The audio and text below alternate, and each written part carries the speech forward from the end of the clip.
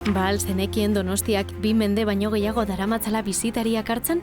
1865ean, boto baten aldearekin, erabaki zen Donostia hiri turistiko eta erakargarri gisa eraikiko zela industrialaren ordez. Hiriko turismoaren jatorria 18. mendean dago, itsasbainu terapeutikoak zabaldu zirenean. 1855ean, Isabel Bigarrena erregina Kontxako hondartza bisitatzen hasi zen medikuaren gomendioz, eta horrek bultzada handia eman zion hiriaren turismo sustapenari. Hurrengo hamarkadetan, aste nagusia edo estropadak bezalako ekitaldiak sortu ziren, eta Gran Casino bezalako aisialdirako guneak eraiki ziren.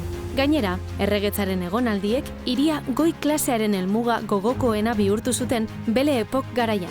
1908an, turismo informazioko zerbitzua sortu zen, bisitariak informatzeko lehen erakundea.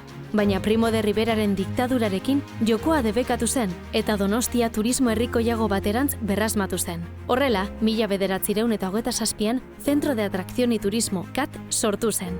1929an, CAT Gran Castinon ezarri zen, gaur egungo Donostiako udalean.